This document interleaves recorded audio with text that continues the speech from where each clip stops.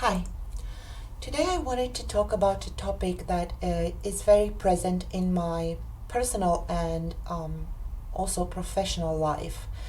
And it's about pushiness versus reactiveness. Let's call them like that. So I'll try to do, an analogy that speaks to me very loudly and that I use with my clients a lot.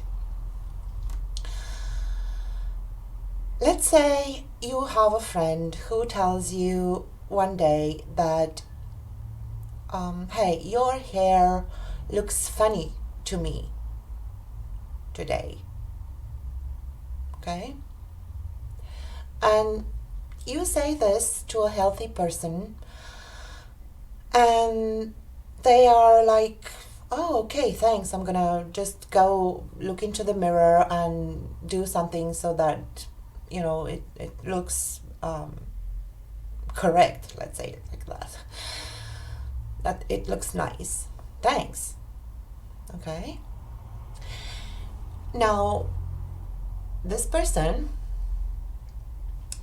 has had a mother, let's say, who told them, oh, your hair is so difficult to manage, and it takes me a lot of time to take care of your hair, and this makes me frustrated and angry at times, and blah blah blah, right? And you come years later and you tell them, hey, your hair looks a little bit funny today. And they will feel the frustration they felt in their childhood, but because they are not aware that this is the occurrence, they will reply to you something in the lines that, oh, that's my hair, leave it like it is, I don't care how my hair looks, right? Now, the second person is somebody who also had a mother who, didn't like their hair for whatever reason, and they, were always cutting their kids' hair very short, or they treated it with, all sorts of ailments, medication for different conditions and stuff, and there were always circumstances where this hair business, was a major part of a complex drama. And here you go, and you say the same thing as to the healthy person. Hey, your hair looks a bit funny today. And they might, how I've seen it manifesting, it's quite impressive actually. I've seen people simply cut off the conversation, not even engage in an answer. Oh, I have something else to do, bye. Or really manifesting stops to this conversation. This conversation is so painful to them that their entire experience manifests some block to this talk, where they fall asleep, they manifest an earthquake, the kid falls and they have to run, something, or a phone call. And these things really happened in my interactions, where I was telling something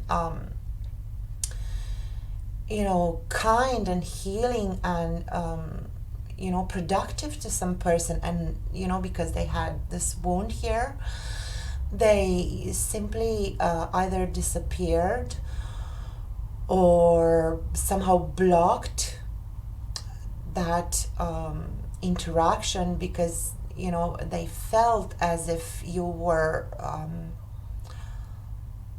putting a finger on that blister, of pain. you yourself, all you did was to express something that was correct in your eyes, right? But because their this initial discomfort is so high, any breathing over this type of wound will feel like aggressive and pushy and not nice and not correct, right? So think about this as a person who have had really really nasty experiences relating to this let's say hair problem, where they've been grabbed by their hair, or somehow there was a mutilation there that left an emotional scar, which is not at all different from a physical scar. And when you come out of nowhere and you say, hey, the only way for you to cure this is to either go in with some kind of treatment, or compress or whatever, or let somebody else clean it up, because this is the only way that you can experience peace, no matter what somebody else tells you, and have a civilized, mature conversation about your hair not being out of place. So what is happening is that the person who brings something to you, when you feel the need to project that they are a bad person, a pushy person, somebody who is totally screwed up just because you are in pain, first of all, you should look at your own region where you feel you're being touched or pushed or aggressed or something. And if you are very, very honest with yourself when looking at your own wounding, and you come to the conclusion that you are healthy there, then you can clearly state to the person that you think that they are basically wrong, and that's about it. This matter is about healthy interacting, healthy connection. It is about first taking the time to look at your projection on other people, and look into whatever you can do to heal something that another person merely points. In my case, in my professional life, but also in my personal life with people, I sometimes point, hey, this is something you have to look at. This is something that you are not thinking straight about. And I can see that because I saw it in myself, and I worked enough with myself to understand how that wound can stand in the way of peace and happiness, basically, right? So I'm not gonna make this video very long, but what I want to say as a conclusion is that before you affirm that somebody is triggering you and pushing you and is a horrible person, you should look into where is it that they are pushing. Is that place healthy and happy and they are pushing with a sword, or is that place full of wounds and blisters and open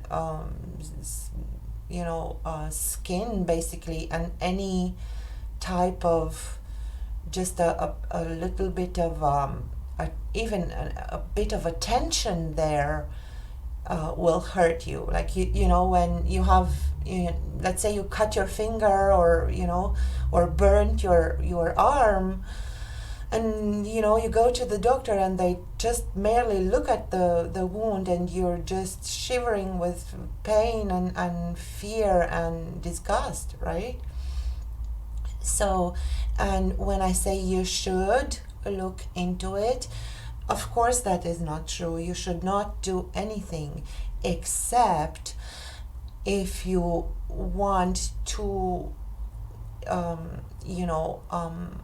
do to not experience that pain any longer.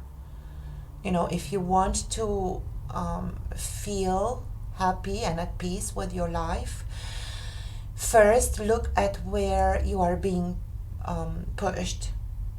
If that's healthy, then clearly state to the people around you to back off. But if you never looked into your own wounding, and if your knee-jerk reaction is to say back off, don't look there, you can be sure that this will remain like this. And like with the physical body, it will get worse and worse and worse until you have to cut your hand off. All right? Okay, enough for now. Thanks. Bye.